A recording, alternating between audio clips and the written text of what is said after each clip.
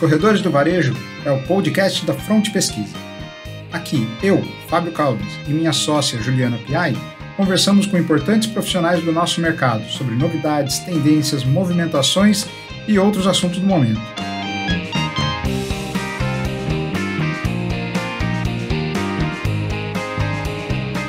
Bom dia, boa tarde, boa noite a você que nos acompanha aqui nos Corredores do Varejo. Hoje a gente bate um papo com o André Luiz Silva, que é mais conhecido como Barruan. O André é formado em engenharia pela Universidade Federal da Bahia e depois de passar por diversas empresas, fundou em 2019 a A55, uma fintech que quer descomplicar o crédito para o varejista no Brasil. Será que isso é importante? O nosso objetivo aqui nessa conversa é entender um pouquinho melhor como funciona o mercado de crédito no Brasil, por que a gente paga tão caro quando precisa pegar dinheiro emprestado, que não faz o menor sentido. E também o que a A55 faz para facilitar o acesso ao crédito ao varejista. Vamos lá para a nossa conversa. André, obrigado por participar aqui do nosso podcast. Bom, a gente está vivendo um momento complicado de crédito para o varejo, né? A gente está vendo um momento complicado de crédito tanto para o varejista quanto para o consumidor, né? Os dois estão aqui agora passando por um aperto para conseguir financiamento. A A55, ela é uma empresa de crédito descomplicado. Explica para a gente um pouquinho como que funciona essa dinâmica, como que a A55 trabalha, funciona. Lógico que sim. Em primeiro lugar, muito obrigado. Um prazer enorme estar aqui com vocês. Vamos descomplicar um pouco o crédito e como o crédito da 55 ele se torna algo que descomplica a necessidade de acesso a capital do varejista, né? Então, primeiro, vamos entender um pouco qual o contexto que esse varejista hoje ele se encontra, né? Ele é um cara que quer um capital de giro, ele é um cara que quer crescer o negócio dele, ele tem necessidades muito básicas de capital hoje. E por que o crédito é tão descomplicado e por que a gente descomplica o crédito? O crédito é complicado porque os caminhos, Fábio, são muito rígidos. Então, o crédito que você vai buscar no banco precisa buscar os seus bens de imóveis ou seus carros, ou um próprio dinheiro como garantia. Isso tudo é muito complicado, porque se a gente parar para pensar, são exatamente com a escassez desses recursos que os clientes que vão buscar o acesso a capital estão passando. Então, eles estão justamente num momento avesso a isso, né? Então, eles têm pouco recurso, pouco caixa nas suas empresas, eles não normalmente estão dispondo desses bens, né? Então eles normalmente já foram até o banco fechou a porta. E como a gente descomplica isso? O prestador de serviço, o varejista, ele tem contratos, ele tem relações comerciais que nós aqui levamos em consideração para a concessão de crédito. Então, vamos supor, Fábio, você tem um negócio que você vende a um cliente fixo há muito tempo, isso está sob um contrato. Esse tipo de possibilidade abre a você um ganho futuro com essa prestação de serviço, com essa venda recorrente que você faz, e os bancos não vão olhar para isso. Eu volto a dizer, eles vão rigidamente perguntar, Fábio, qual que é o seu carro ou quais são os bens que você dispõe como garantia. E aqui a gente tenta trabalhar em descomplicar o crédito com a realidade do nosso cliente. Então, traga para nós com quem que você faz negócio, como estão estruturados esses contratos, como é o seu fluxo de caixa, e a gente tenta modelar um produto que sirva para cada empreendedor. Então, o varejista não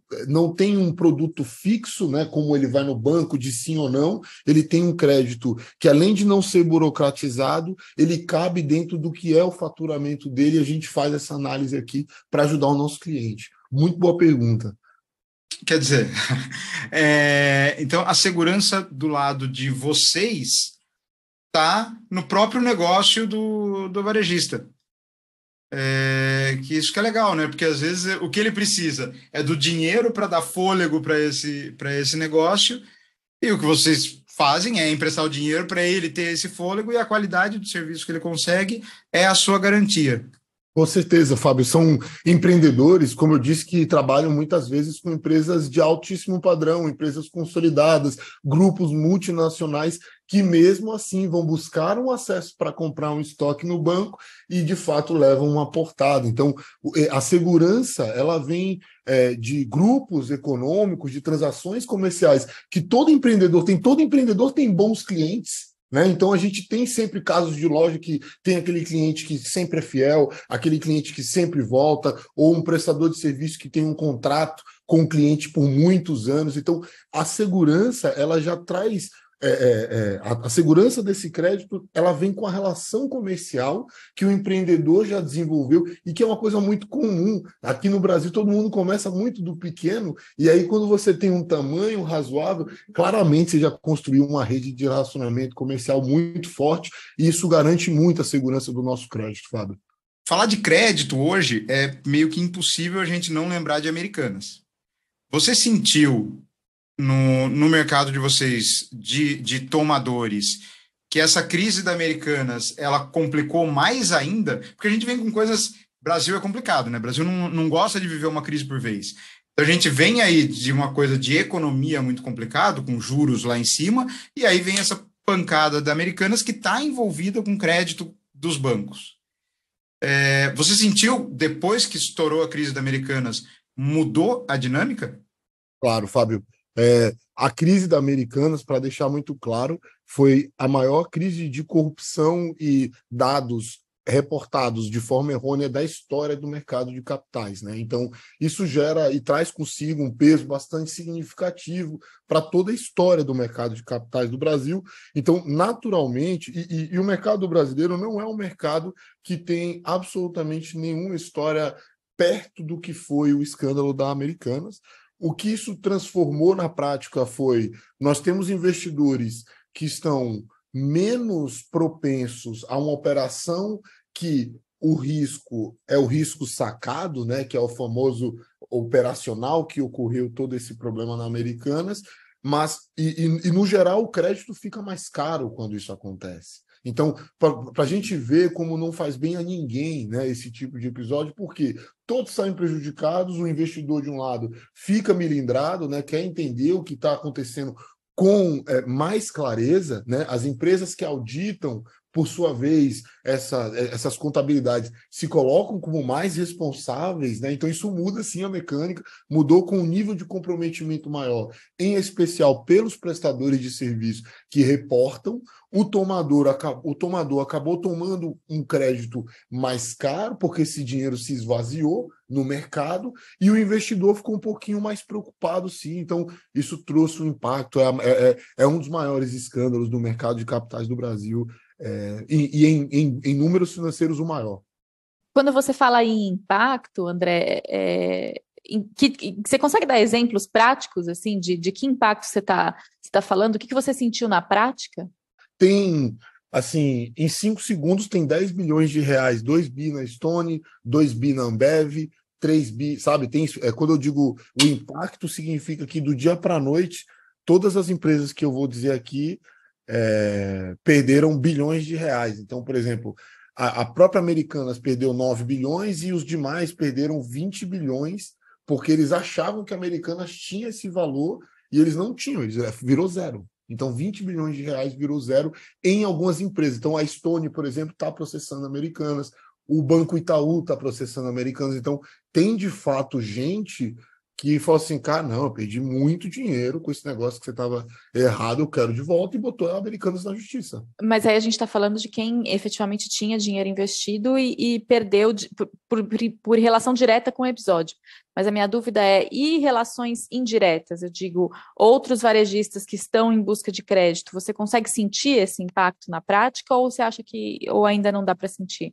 Não, definitivamente, porque o crédito que era alocado na Americanas, Thaís, ele foi... Então, o dinheiro sumiu do mercado e todos os outros varejistas, imagina assim, como o Americanas, que é uma empresa listada em bolsa, são poucos varejistas. Então, o Mercado Livre, o Magazine Luiza, são poucos grupos econômicos hoje de varejo que estão ali listados. Então, você imagina o seguinte: numa lista de reação em cadeia sobre uma crise de confiança em varejo, você pega o blue chip deles, né, o que é listado em bolsa, o que é auditado anualmente, isso gera uma relação. Se esse cara está em xeque, né, se esse cara gerou uma inconsistência financeira totalizando 30 bilhões de reais, o que diríamos dos que têm um nível de controle e rigor menos complexo, né? Então, essa é a grande imagem, a grande pergunta que fica na cabeça do investidor. Se uma empresa blue chip listada em bolsa tem 30 bi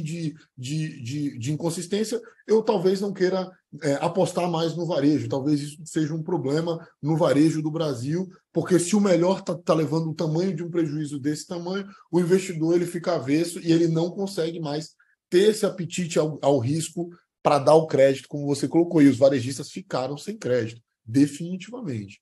Vocês tiveram que negar crédito depois do episódio da Americanas? A gente passou por várias rejeições de crédito pelo episódio, e em especial, Thaís, porque a Americanas, ela como marketplace, como player, ela era a responsável por pagar muitos clientes. Então, vocês imaginam que muitos clientes tinham Americanas como seu cliente.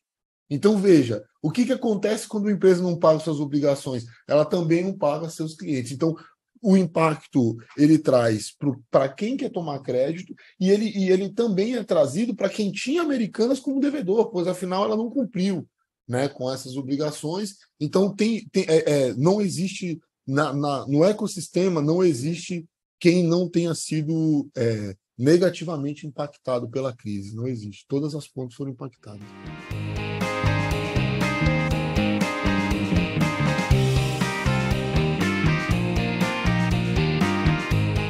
O foco de vocês na 55, ele está mais no varejo físico ou no varejo online? E aí eu já emendo com outra pergunta.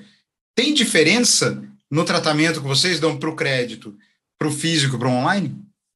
Muito boa pergunta. Nós somos uma empresa de tecnologia que estrutura operações de crédito. Então, o nosso foco definitivamente é no que corre online. E existem algumas diferenças. Por exemplo, quando a gente fala em meios de pagamento, quando a gente fala de varejo físico, nós falamos de transações presenciais autorizadas por PIN, né? Então, aqui a gente está falando de uma mecânica de um número de chargeback menor.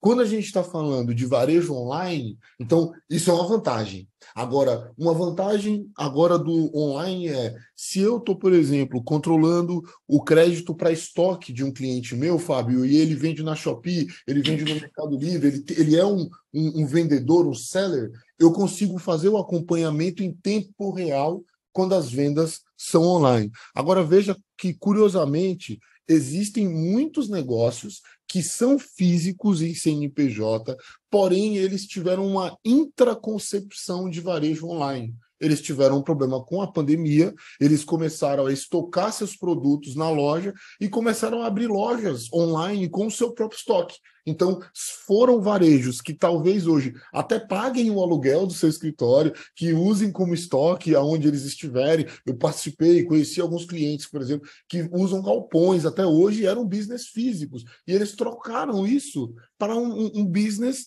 online, e agora aquilo é o estoque deles. Então, a gente gosta muito do online e a gente tem visto que quase ninguém, Fábio, não está no online hoje. Quase ninguém. Todo mundo está no online. Uhum. A gente fez um episódio recente, discutindo um pouco disso, da história do varejista que é físico e online. E eu não sei se você sente isso com os seus clientes, mas a dificuldade que eles têm de gerir o físico e o online em conjunto, né? Então, às vezes, o cara tem a loja física e ele meio que terceiriza o online. Só tem o nome, só leva o nome, mas é outro negócio que tá acontecendo. Muito bem. E a administração disso para vocês, né? Desse cara que ele é um híbrido, mas ele é um híbrido meio manco, né? Não é uma coisa natural. Ele Sim. Tá ali. Ele só tá porque tem que estar. Perfeito. Essa administração, vocês percebem um problema? Vocês percebem? Você percebe que tem diferença? Minha pergunta é essa. Você percebe que tem diferença da loja que consegue ela mesmo ser o físico e o online? Para esse que ele é o físico e ele terceiriza o online? Você vê diferença nesses negócios? Muita, viu, Fábio? Eu vou ilustrar com 2 conceitos super básicos. O mais simples de todos de um comércio, que é o faturamento físico, e eu vou falar o segundo conceito, que é o conceito que o pessoal do e-commerce chama de ciclo de faturamento online, que é o que a gente chama de fulfillment, tá bom? Então, fulfillment é um termo que a indústria de e-commerce utiliza, que significa o completamento, a finalização de um processo de compra, desde o momento do carrinho até o cliente botar o produto na mão, chama fulfillment. Então, vamos comparar os dois, né? Então, para responder sua pergunta, o faturamento é o quê? Você vai abrir as portas da sua loja no horário comercial, das 9 às 6, de maneira assíncrona. Um cliente se interessa por um produto, ele entra, passa a máquina de cartão ou vai pagar em dinheiro e ele vai embora. É assíncrono, é dentro de uma janela de horário comercial. Agora vamos trabalhar um pouco da comparação com o fulfillment. Então, fulfillment significa na prática, na vida de um empreendedor hoje, que às 10 da manhã o pessoal do mercado full vai passar para colher as mercadorias que ele vai levar para o estoque. Então, essa é a primeira diferença. Meio-dia, ele vai ter que ir no correio fazer uma outra emissão para um marketplace secundário. Então, a grande diferença do fulfillment e do faturamento de uma loja física é que você acaba se conectando a processos dos marketplaces. Então, o seu negócio ele tem que realmente ter uma adaptação. É muito interessante, tem muitos consultores que oferecem ajuda, didatização em cima dessas pautas, mas a maior adequação, de fato, é trocar um faturamento assíncrono, que é tão simples quanto um cliente abrir a porta, escolher o produto, pagar com dinheiro ou cartão, versus se programar, ter o seu estoque pronto no processo do marketplace que você trabalha. Então, se você está na Shopee, o caminhão da Shopee de recolhimento vem às 11. Do Mercado Livre, vem a meio-dia. Se você está na Magalu, vai vir 2 da tarde. Então, você acaba criando um processo streamline que todo se baseia no marketplace. Então, isso é uma coisa que você acaba sendo obrigado a seguir. Todos os sellers hoje, eles operam assim, eles têm que estar ali prontos para botar o estoque que eles querem vender nos horários adequadamente, e isso muda a mecânica do comerciante padrão, né? Ele não interagia com terceiros, né? O cara, ele mandava o cara descarregar no fundo há 50 anos atrás, né? Só para a gente, não faz tanto tempo, mas isso é diferente, é bem diferente, sim. Vamos voltar para o ponto de vista de crédito. Vamos. É diferente para vocês, seja na análise de risco, seja na relação com o cliente, a hora que chega um cliente de vocês, que é um cliente que ainda está exclusivamente no físico e o cliente que está no online, qual que é a diferença que tem para vocês para emprestar o dinheiro para o cara que é do mercado físico e para o cara que é do mercado online? Quando a gente vai fazer a análise de crédito, é muito importante a gente entender a capacidade de pagamento de uma parcela, né? Quando a gente faz um cara físico, a gente olha os extratos bancários, porque lá estarão, no caso, o faturamento dessa loja. Então, a gente vai olhar o extrato da conta da loja e vai ver que lá estão os produtos que ela compra e vende. Quando é um varejista 100% online, Fábio, eu vou olhar o extrato da Shopee, eu vou olhar o extrato do Mercado Livre, então eu vou ter um acesso melhor a informações que digam para mim como esse cara funciona online. Enquanto no físico, você tem que ir num PDV, né? Isso, às vezes o cara muda de PDV, não tem histórico. Então, como no caso do online a gente está falando do usufruto de dados ricos na internet, a visão do cara e do perfil de pagamento dele é muito facilitada quando ele já nasce online, viu, Fábio? Uhum. E isso possivelmente reduz o custo do crédito? Reduz para o cliente? Reduz com certeza. O custo do crédito, Fábio, ele está completamente ligado ao fator de risco e também ao quanto desse cliente eu conheço. Então, por exemplo, quando eu acabei de dizer desse histórico, a gente está falando de Mercado Livre, Shopee, Magalu, todos eles dão 4, 3 anos de histórico, produto por produto, a hora que vendeu o produto. Então, isso é muito mais rico do que você olhar um extrato bancário e falar, vendeu 10 e vendeu 15 e o Pix do fulano, e eu não sei quem é quem. Eu não sei qual é o SKU, eu não sei quantos desse SKU do varejista online, perdão, do físico, ele vende por dia, eu não consigo criar métrica, e todas essas informações fazem o cliente pagar mais barato. Quanto mais essas informações estiverem acessíveis para nós, o crédito sai mais barato. E aí, André, quando a gente vai comparar, voltar lá no começo, quando a gente vai comparar os serviços que vocês prestam com o empréstimo feito por um bancão comercial, esse tipo de detalhe vai fazer a diferença. Porque o que você falou, o seguro, né, a garantia que o bancão vai ter é a casa do cara, é o carro dele. E aí o que vocês trabalham exatamente aí, fazer essa análise do dia a dia e por isso conseguem, então, ter um custo melhor do que é oferecido no varejão de banco.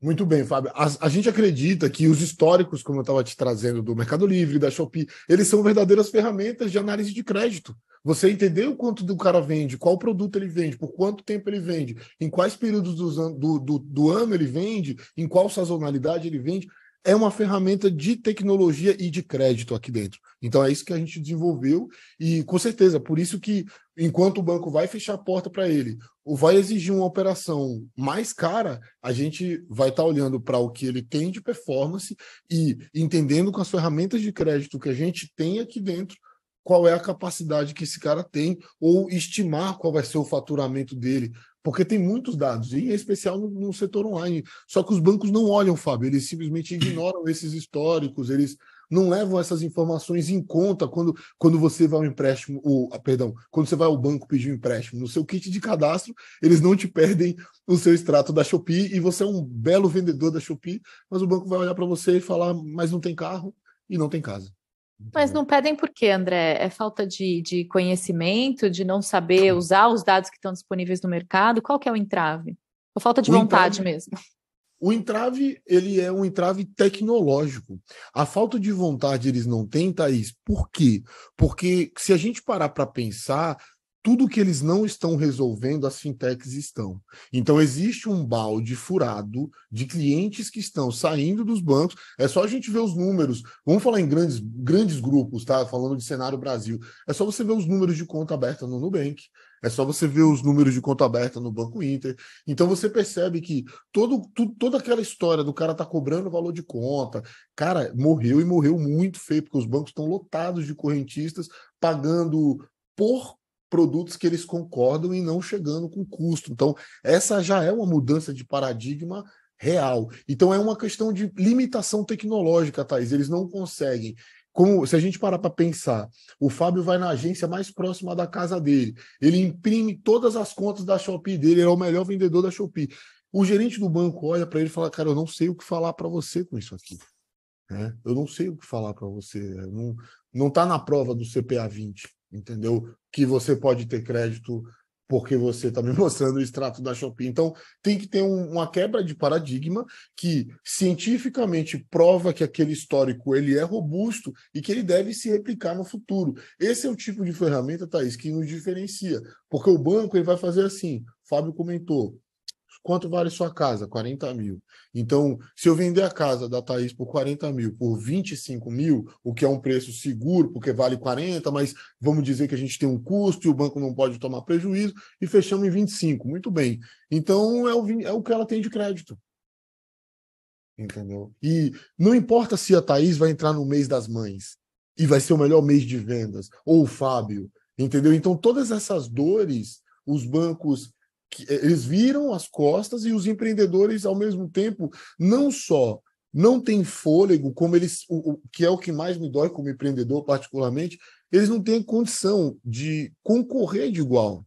Eles não têm condição de fazer uma campanha de Dia das Mães no e-commerce ou uma Black Friday tão grande quanto um grande varejista.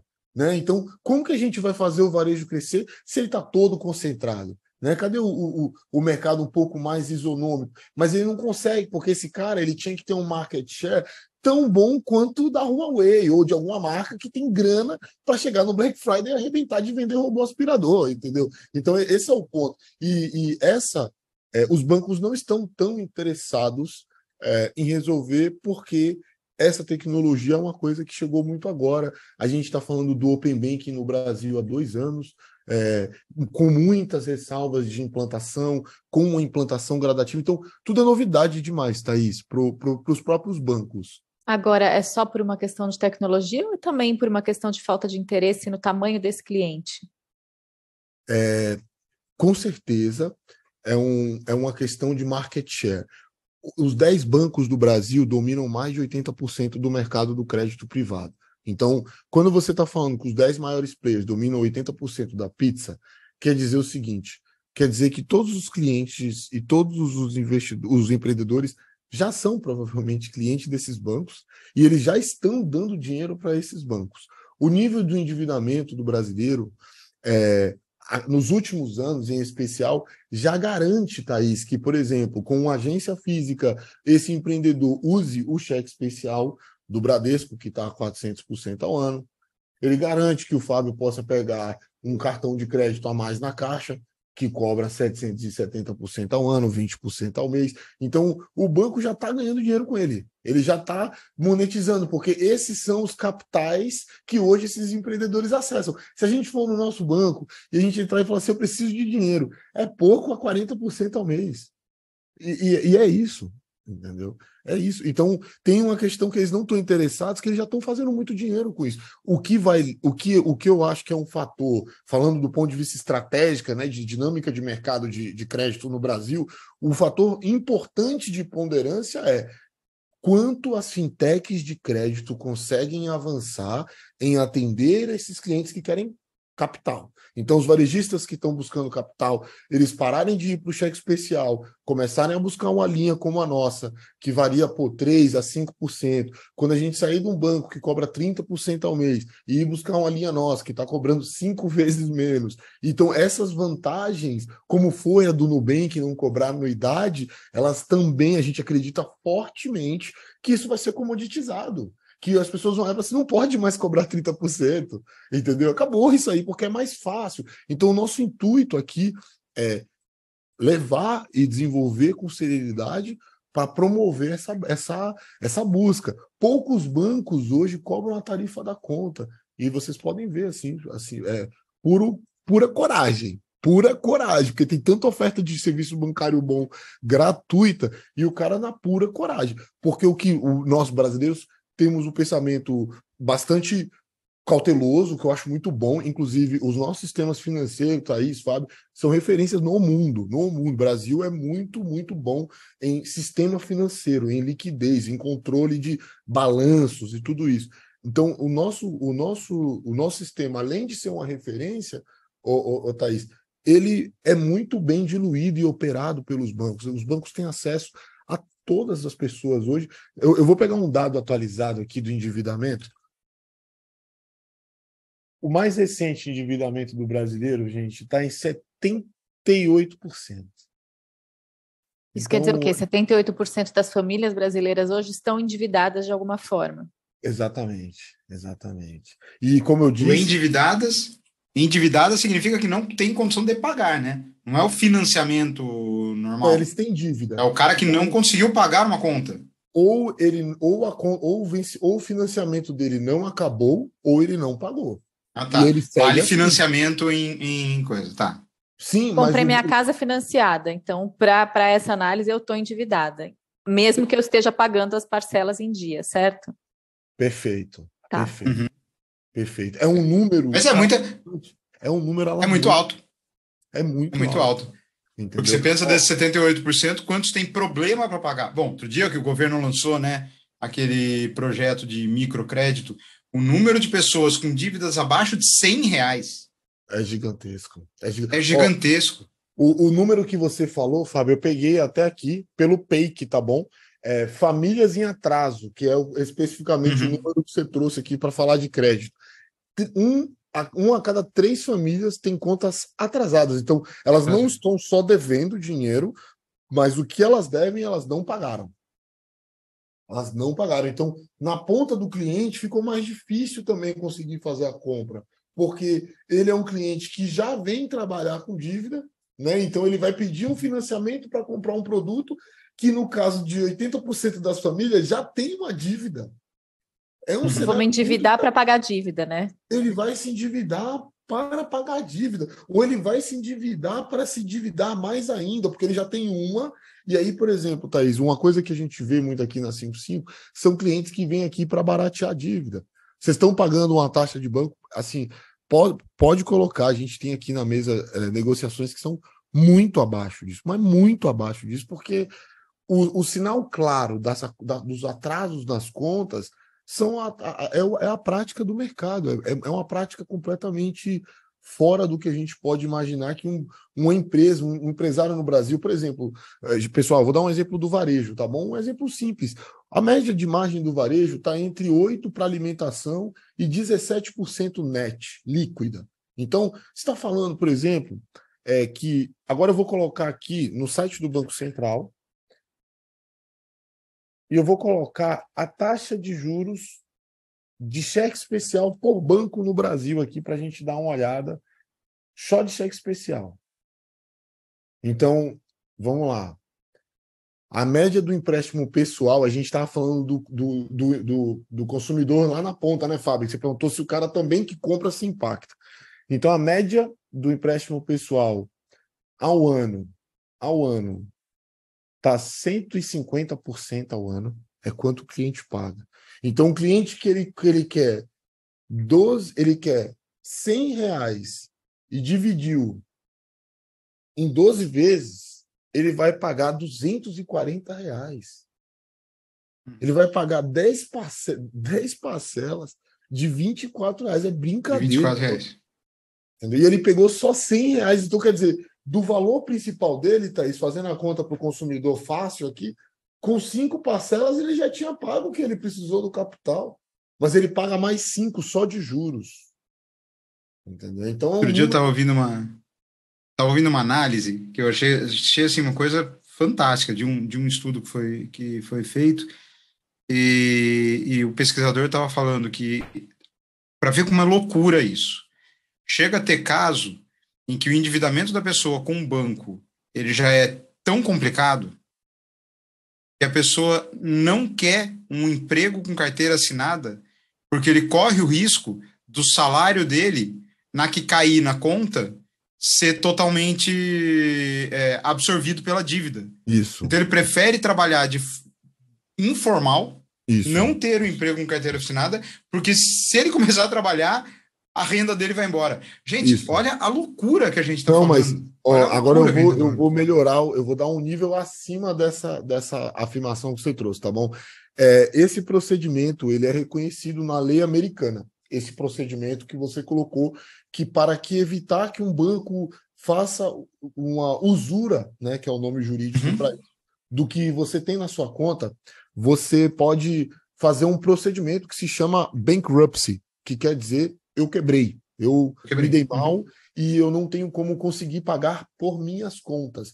E com o protocolo de bankruptcy, você, de fato, tem que fazer tudo o que você disse, Fábio, mas ainda é previsto em lei. Então, o bankruptcy americano, você tem que parar de trabalhar, você não pode ter atividade econômica, você de verdade tem que preencher esse formulário e paralisar as suas atividades econômicas, basicamente. Então, isso é real e é reconhecido em vários lugares do mundo, e no caso dos Estados Unidos, isso ainda é uma atividade regulada. Você pode, pela lei, falar, eu posso legalmente ser usurpado por bancos, mas agora eu parei porque eu não tenho mais como pagar e eu vou parar de trabalhar por causa disso. E é real, é exatamente isso que você colocou. É um abuso. Agora, André, então, aí vem a pergunta. Por que no Brasil é assim? Porque, assim, a resposta fácil e rápida que a gente tem é o risco da inadimplência. Se fosse o risco da inadimplência, a hora que você vai para um empréstimo consignado, por exemplo, o juro tinha que ser ridículo. Exato. Tem que ser ridículo. Ele é mais baixo em comparação a um cheque especial, mas ainda é alto. Muito, muito. Né? Então, assim, não é o risco da inadimplência. Não. Daí é uma desculpa esfarrapada. Então, por que no Brasil o crédito é tão alto? Em primeiro lugar, a gente tem um cenário no Brasil que é uma taxa básica de juros. Ela é, aqui, considerada o custo do capital para todos. Então, no que é baseado essa taxa de juros? A gente tem o governo brasileiro, que também precisa captar recurso, oferecendo uma dívida à Selic, que é o título do Tesouro, tá bom? Então, você pode comprar um título contra o governo, você está emprestando dinheiro para o governo do Brasil e você já rende 15% ao mês. Fábio, por se tratar de uma coisa tão seguro, né? Logo, o Estado, a União, cofres da União, cara, você ter um retorno de renda fixa de 15% ao ano já é muito bom.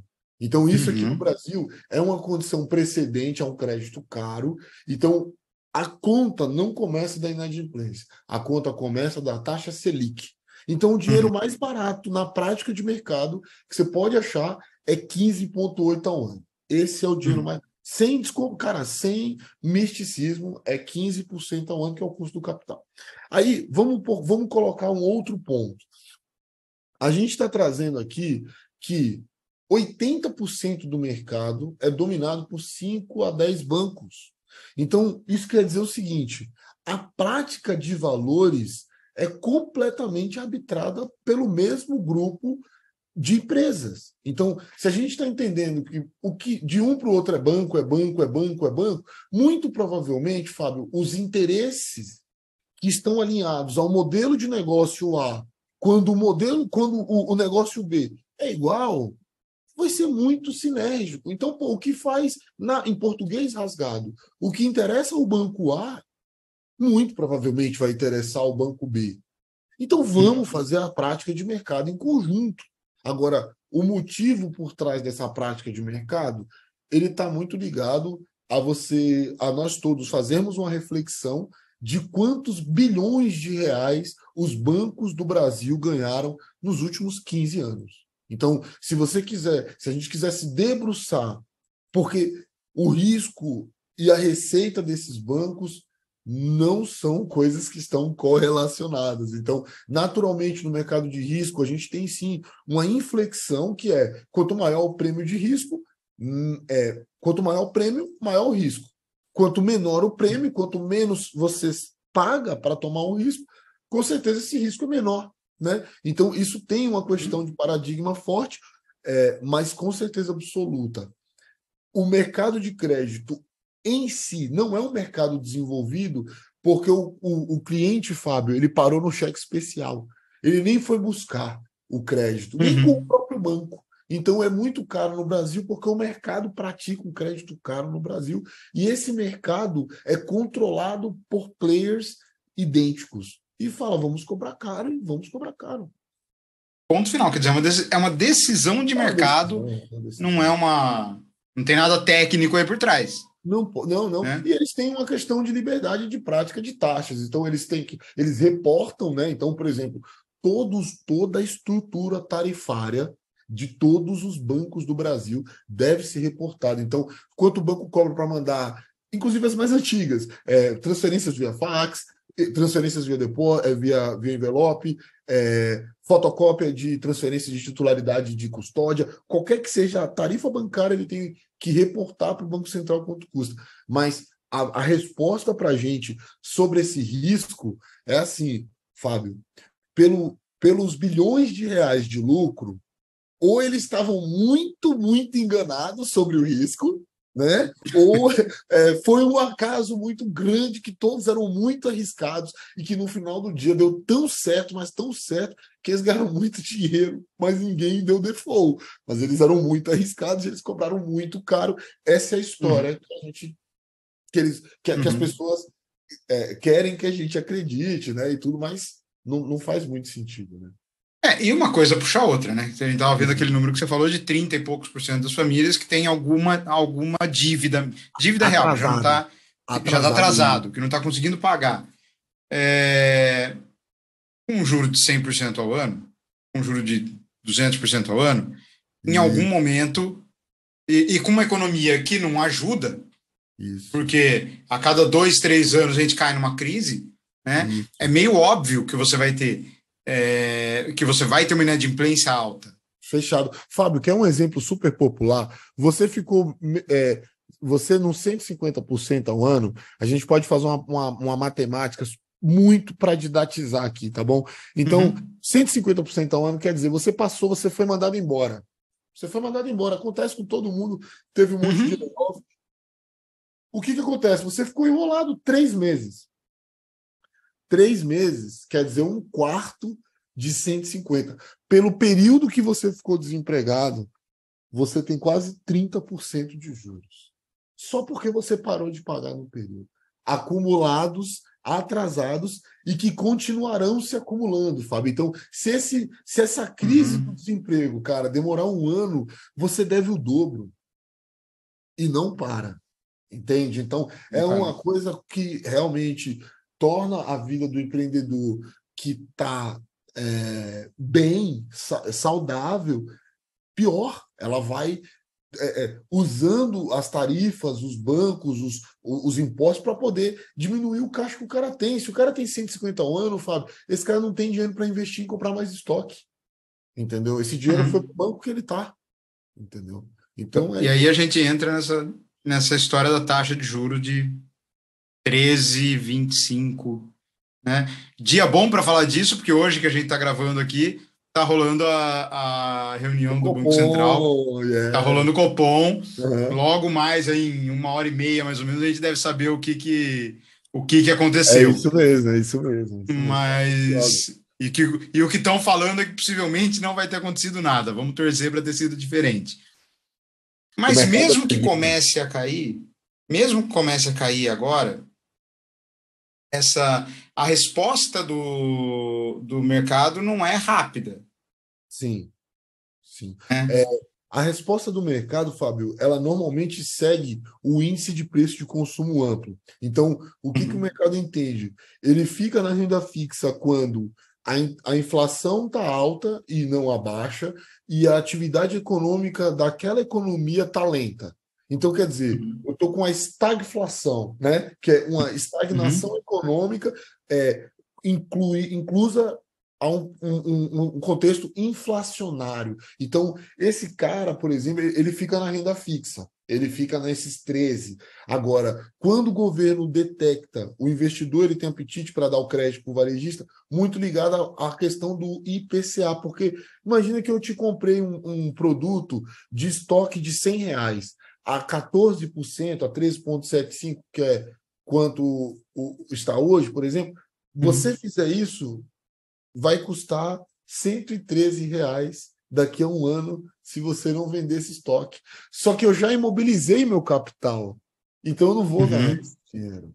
Entendeu? Então, o mercado usa muito a baliza de juros com a inflação para entender se a conta fecha. Existem sinais positivos, na minha opinião, da economia do Brasil, que estão ligados ao IPCA de agosto. O IPCA de agosto é uma prerrogativa muito grande ao varejo do fim de ano, que é Black Friday, Natal e E fim de Natal. ano. Então, a gente pode ver aí um ano muito morno economicamente de lado, essa estagflação começando, mas eu vejo que no final desse ano a gente pode ter uma bela melhoria econômica, na minha visão.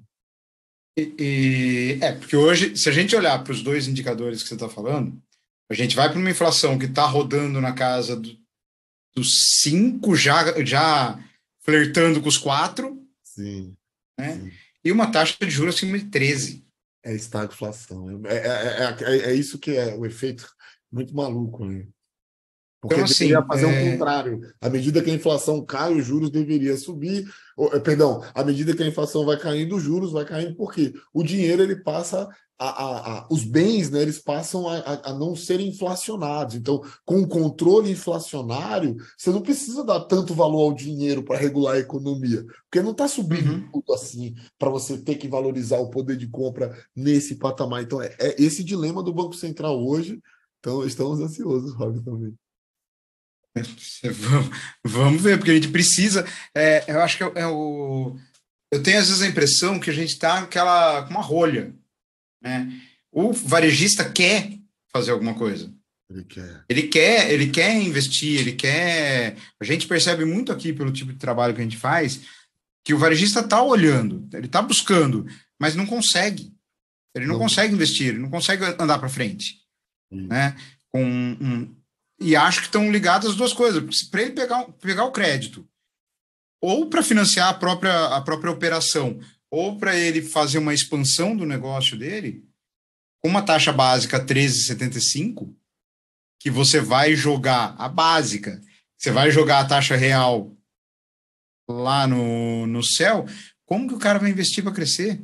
Exato. E aí entra para a segunda pergunta, Fábio, que é depois que ele toma a linha, né? Que é assim, e como ele paga? E como E ele como ele paga? paga? Porque ele tem uma questão de ter conseguido o primeiro ponto, que é o que você falou, ele precisa do capital para investir. Então, tudo bem. Cara, só que o plano dele tem que dar mais certo do que a taxa de juro ao mês que ele está pagando. Senão ele não vai pagar. Uhum. Entendeu? Então, Uhum. a gente encontrou muito perfil de varejista aqui com um perfil de dívida errado. O cara estava pagando um absurdo de caro e veio aqui, economizou, simplesmente quitando a dívida anterior e trocando para uma dívida que a taxa era metade, velho.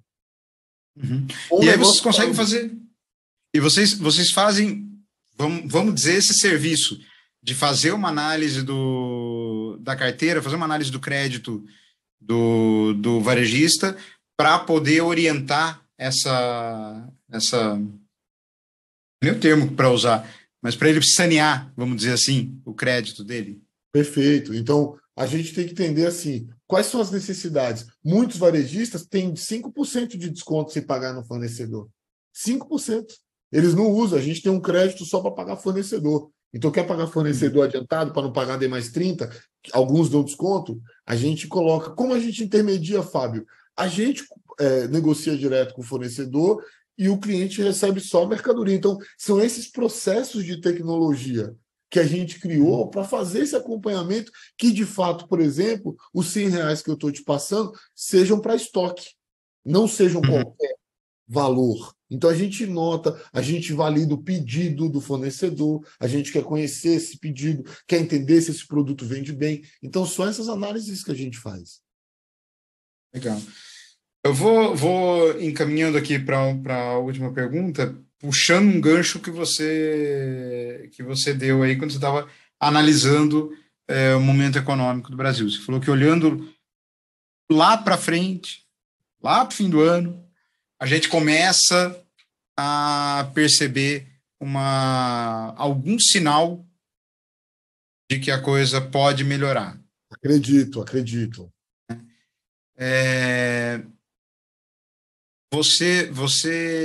E aí, no contato que você tem com seus clientes, nesse dia a dia, você já está vendo isso que eu falei do varejista, já está assim, se preparando para essa melhora?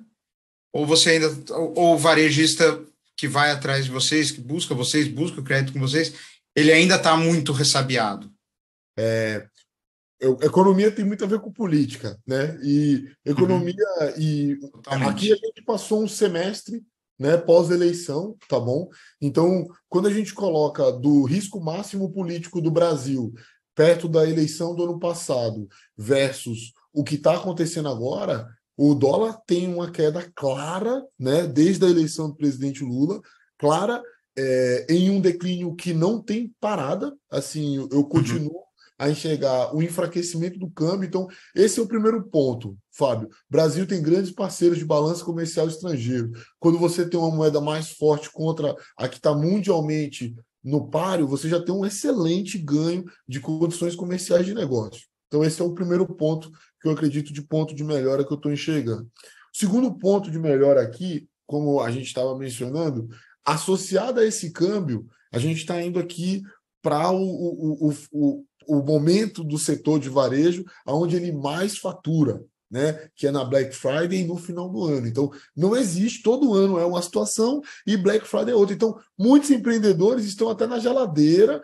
mas aguardando seus tiros para serem dados na Black Friday. Eu acho que esse movimento é um movimento prudente, porque você vai comprar estoque com a taxa de juros e mobilizar a capital não dá muito certo.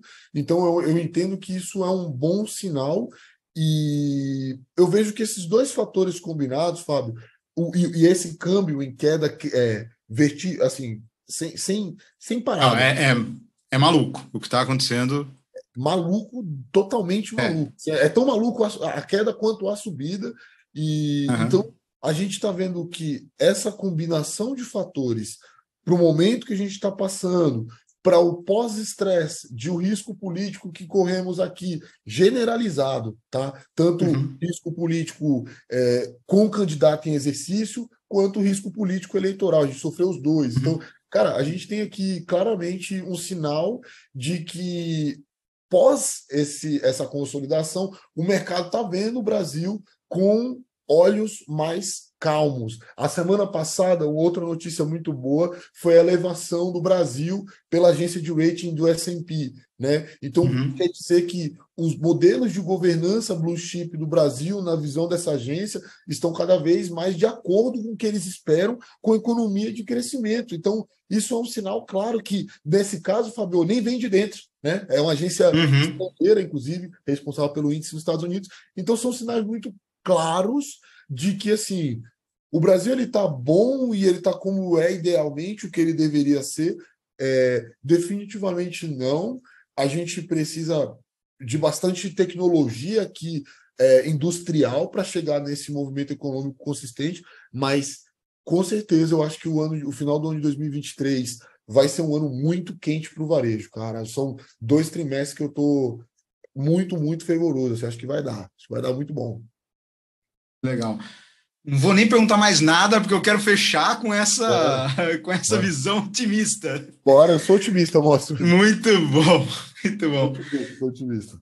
André, maravilhoso, obrigado pela participação. Eu acho que essa visão econômica, essa visão financeira do varejo, eu acho muito legal, que é uma coisa que muitas vezes... Uma coisa é a gente falar com o grande varejista, uma coisa é a Magalu, uma coisa... E outra coisa é o cara que está ali no dia a dia e que ele está literalmente vendendo o almoço para comprar o jantar. E é mais fácil do que parece entender, Fabião. Não é difícil de entender, não. Eu acho que uma coisa que a gente tenta muito aqui com o podcast é essa linha quase educativa, mostrar para o varejista que tem um caminho, né? Que é difícil, lógico que é, mas tem um caminho que dá para seguir, tem rotas alternativas. Vai para geladeira, chegar o Black Friday e solta os cachorros. Tá caro, o dinheiro tá caro, entendeu? Muito bom. André, muito obrigado pela sua participação, foi ótimo, tenho certeza que todo mundo que está nos ouvindo vai gostar. Valeu, monstro. Boa semana para nós. Falou, um abraço, vocês também. Até mais. Muito obrigada por ter ficado conosco até o final desse episódio. E você já sabe, para seguir acompanhando nossos conteúdos sobre varejo, siga o nosso canal no Spotify, nos Corredores do Varejo, ou siga o perfil da Front Pesquisa no YouTube. Até a próxima!